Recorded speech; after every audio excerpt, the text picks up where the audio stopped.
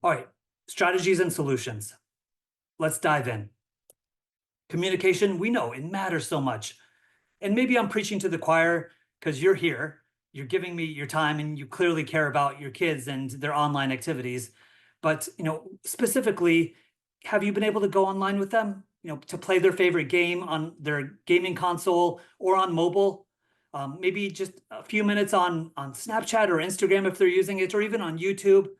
They can teach you. And if you start early, that is ideal because it feels like they're just so skilled at such a young age with the devices and with the technology. And then you and I, we should watch our own words because sometimes we do say mean things to our partner, to a coworker, to a relative on the phone, or even a friend. Maybe we sort of curse out a athlete when they make a mistake and your favorite team loses.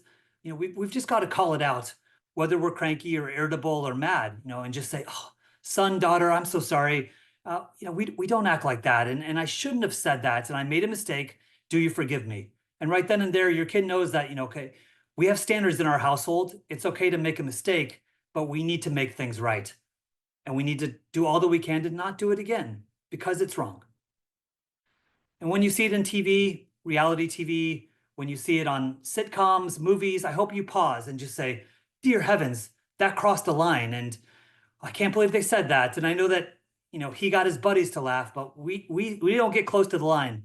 We stay far away from the line because that was wrong. And you could see how it hurt that other person with how their face fell, with how their body language changed, even if they didn't say anything. And then family standards. I'm sure you have standards in your home, but how often do you keep coming back to them? In our home, I made the sign with the help of my partner, Hinduja family values, and we worked together to figure out, okay, what do we want to build our family upon in terms of these foundational, like cornerstone principles? This is what we came up with, and it hangs in our family room. And as my kids live life, they're pretty young, but as they live life and have experiences with peers, I'm able to point to some of these values and say, "Ah, I'm so sorry that happened to you. But remember, one of our family values is courage. And I want you to be brave. I want you to be able to stand up for yourself. And maybe you could say this. I know you'd be nervous. I know it's a little scary, but again, we're all about courage. We're Hindujas. We can do this.